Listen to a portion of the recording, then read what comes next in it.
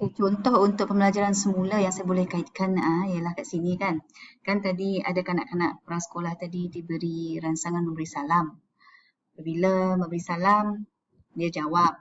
Tapi kalau kita lihat daripada diskriminasi ni, contoh dia akan jawab bila orang bersalam saja. Jadi macam mana kita kaitkan dengan pembelajaran semula, guru kena main peranan membuat strategi pengajaran seperti ada lakonan tadi kan. Kita boleh ajak orang dewasa ke, mungkin pembantu pengasuh pergi ke dalam kelas, beri salam, dia beri salam. Ataupun kat sini kita boleh minta setiap kanak-kanak secara berpasangan bergilir-gilir untuk memberi salam dan menjawab salam. Di situ pembelajaran semula bahawa salam dan menjawab salam itu boleh dilaksanakan oleh seseorang secara bergilir. Jadi kita tak nak pelajar ini belajar menunggu salam, menunggu jawab salam saja, menunggu orang memberi salam saja. Maksudnya kita boleh memberi salam dan menjawab salam. Yang itu berkaitan kita boleh kata pembelajaran semula supaya pelajar boleh apply dalam kehidupan seharian dia. Apabila bertemu dengan rakan, dia boleh beri salam ataupun rakan dia boleh beri salam, dia jawab salam. Itu yang kita boleh kaitkan dengan tingkah laku Pavlov yang berkaitan dengan rangsangan terlazim terhadap gerak balas yang diberi. Okey, kalau menurut Nuriyati Bun dan Sarifah tadi kan, yang ini pelaziman operan ataupun pelaziman instrumental, kat sini dia menyatakan bahawa satu bentuk pembelajaran yang melibatkan hasil atau kesan tingkah laku terdahulu menghasilkan tingkah laku baharu. Maksudnya dia dah ada pengalaman kesan tingkah laku dulu. Apabila dia dah boleh menghasilkan tingkah laku yang baru, itu maksudnya pelaziman operan. Dia gunakan yang lama tu, pelaziman operan ni untuk menghasilkan tingkah laku yang baharu. Seperti yang tadi lah saya boleh kaitkan dengan kanak-kanak beri salam. Dia ada pengalaman, dia bukan sahaja menjawab salam, tapi dia boleh gunakan memberi salam kepada sesiapa yang dikenal, untuk terutamanya orang Islam lah. Kalau yang bukan Islam, dia macam mana dia boleh beri salam. Macam itu yang kita boleh kaitkan operan, pelaziman operan yang terdahulu menghasilkan tingkah laku dia dan dia boleh apply kepada tingkah laku yang baru. Okey, seterusnya kita pergi kepada Thorndike. Thorndike ini juga menekankan untuk tingkah laku. Kalau lihat kat sini dia 1906. Dia di sini dia telah melaksanakan kajian tentang tingkah laku haiwan. Kebanyakan mereka ni suka guna haiwan kan. Sebab dia nak tengok tingkah laku. Tingkah laku itu macam mana boleh berlaku atas rangsangan yang diberi. Jadi proses pembelajaran di sini dia di mana hubungan antara rangsangan dan gerak balas menjadi kukuh jika kesan tingkah laku tersebut menyeronokkan. Yang ini lain pula, dia menyeronokkan, connectionism. Jadi Thorndike ini dia lihat sama juga rangsangan dan gerak balas tapi menjadikan tingkah laku itu lebih menyeronokkan. Berbanding yang tadi, yang Pavlov ini dia nak lihat apa rangsangan yang lazim dan tingkah laku yang diberilah. Ini antara prinsip yang dianjurkan dalam Thorndike. Yang pertama, hukum kesediaan. Yang kedua, hukum latihan. Yang ketiga, hukum kesan. Kalau kita lihat dari segi hukum kesediaan, ingat tak kita belajar tentang kesediaan belajar kan? Itu kita boleh kaitkan. Individu perlu ada kesediaan kognitif, pengetahuan, pengalaman lepas. Lepas itu kesediaan efektif, berkaitan dengan kecenderungan dan minat serta kesediaan psikomotor, kemahiran fizikal dia. Hukum kat sinilah tingkah laku yang berkaitan dengan persediaan kognitif, efektif dan psikomotor terhadap pembelajaran. Itu yang menjadikan dia ke arah pencapaian matlamat pembelajaran. Kalau tak ada hukum kesediaan, tingkah laku yang dimainkan, itu pembelajaran tidak berlaku. Sebab itu Thorndike kata kesediaan dari segi kognitif, efektif, psikomotor yang menentukan bahawa macam mana matlamat pembelajaran itu boleh dicapai. Ingat balik kamu punya kesediaan pembelajaran lepas yang melibatkan ketiga-tiga domain ini. Okey, kalau bersedia ditambah dengan dibimbing, memang mempunyai kesan yang memuaskan. Maksudnya objektif pembelajaran itu dicapai. Bayangkan anda telah bersedia menerima pengajaran guru dan apabila guru masuk, dia bimbing lagi menjadikan apa matlamat itu dapat dicapai dengan cemerlang. Itu yang pertama. Kalau bersedia saja, kamu bersedia. Tiba-tiba guru kamu macam tidak menggalakkanlah. Lebih dihalang, tidak boleh tidak boleh menyoal, tidak boleh memberi respon. Jadi kamu pun down lah menyebabkan ada rasa kecewa. Sebab peluang kamu dah bersedia tadi tidak digunakan sebaik mungkin oleh guru menyebabkan kamu pun kecewa. Okey, yang ketiga situasinya bersedia tapi dipaksa. Mengecewakan juga. Apa yang dikaitkan dengan dipaksa? Maksudnya kat sini kamu dah bersedia dengan efektif, kognitif, kamu punya psikomotor. Tapi pengajaran yang diajar guru itu tidak menepati keperluan kamu. Kamu dipaksa buat macam contoh drilling saja, kan? Asyik menulis je. Jadi maksudnya kat sini akhirnya juga menyebabkan mengecewakan. Ini antara hukum yang dikatakan Thorndike untuk hukum kesediaan. Kalau hukum latihan pula, pengulangan dan latihan yang banyak serta pelbagai akan menguatkan hubungan rangsangan dan gerak balas. Dalam kehidupan kita tak ada pun menerima satu pembelajaran itu sekali beritahu dah hebat. Tak, kita perlu ada pengulangan, kita perlu ada latihan supaya semakin mantap.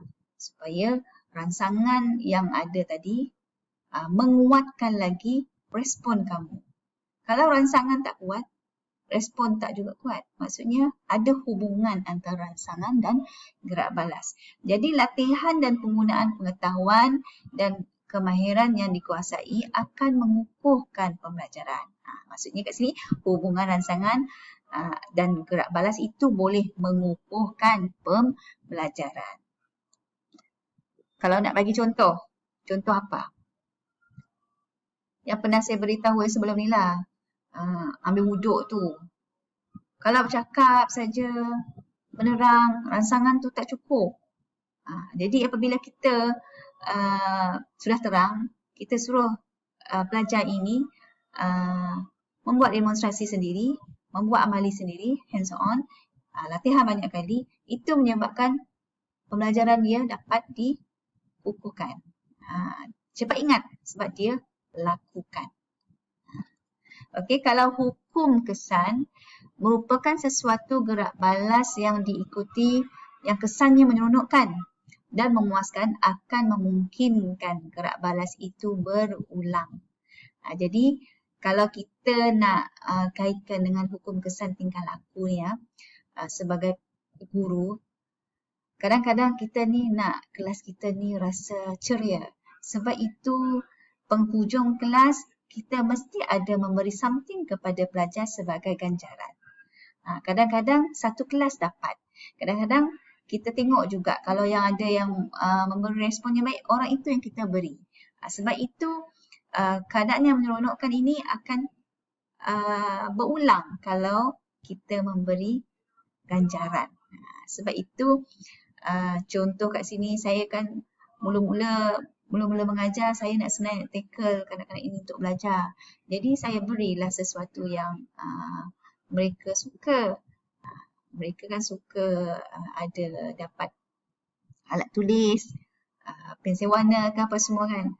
Kita beri kepada mereka. Jadi mereka semangat untuk belajar.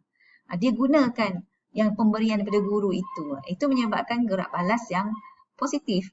Supaya pelajar-pelajar ini kalau kita beri ganjaran yang sesuai, yang memberi manfaat, sebaiknya memang tingkah laku itu akan berulang. Kalau sesuatu gerak balas yang diikuti kesan tidak memuaskan, hubungan dengan situasi akan menjadi lemah dan gerak balas juga tidak akan diulangi. Kalau kita kaitkan dengan tingkah laku tentang rotan tadi, kan? Tentang rotan tadi, kalau kita katakan rotan kan memang tak baik sebenarnya. Tak pernah, kalau saya mengajar 9 tahun, saya tak pernah pegang rotan. Sebab itu saya kurang ada pengalaman untuk tentang rotan ya. Tapi kalau kat sini, kalau kita selalu guna rotan, jadi budak ini akan takut untuk sekolah. Jadi maksudnya kalau ke sekolah kan tindak balas, gerak balas yang baik. Kalau kita beri ganjaran tadi kan, kanak-kanak akan pergi ke sekolah. Kalau kita tidak mempunyai hubungan situasi yang baik ini, seperti asyik-asyik pegang rotan, jadi itu menyebabkan gerak balas, tindak balas dia nak ke sekolah itu tidak ulangi sebab takut. Itu antara contoh yang saya boleh kata berkaitan dengan hukum kesan oleh Thorndike lah. Okey, kita pergi kepada teori yang berkaitan dengan pembelajaran behaviorisme yang terakhir oleh Skinner. Ini pelaziman operan untuk Skinner. Jadi jangan lupa ada yang macam Pavlov tadi tentang anjing, Skinner tadi tentang hukum-hukum, bukan Skinner, Thorndike tadi tentang hukum-hukum. Yang ini pula tentang Skinner ni lebih kepada dalaman. Untuk motivasi ke apa semua, itu yang dilihat. Keadaan dalaman individu termasuk perasaan positif dan negatif boleh memberi kesan kepada tingkah laku. Jadi kesan-kesan boleh berlaku dalam bentuk ganjaran ataupun hukuman. Jadi kalau rumus kat sini, peristiwa awal A kan, boleh menyebabkan timbul tingkah laku untuk peristiwa awal tadi. Jadi kesan akibat dia kita boleh lihat dalam golongan C. Kalau kita lihat kat sini, peneguhan positif, peneguhan negatif, hukuman positif, iaitu persembah ataupun beri, dan hukuman negatif, singkir, tarik balik.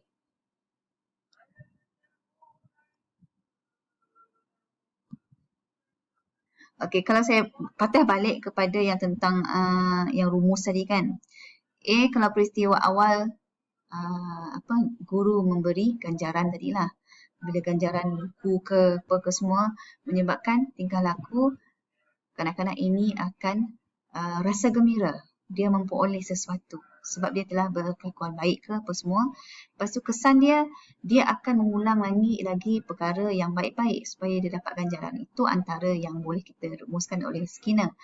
Jadi ini antara yang keempat-empat kita boleh bincangkan dengan lebih lanjut berkaitan dengan peneguhan positif, negatif, hukum positif. Mesti ada hukum positif. Kalau hukum positif maksudnya dia ada berilah. Kalau yang hukum negatif kita tarik balik.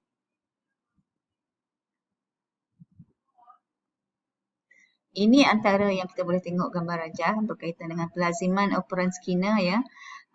Kalau kita lihat dia punya peningkatan behaviorisme, peningkatan tingkah laku kalau ada pengukuhan yang positif. Kalau yang macam mana dia punya berkaitan dengan boleh menyebabkan tingkah laku meningkat juga kalau ada pengukuhan negatif kat sini. Okay.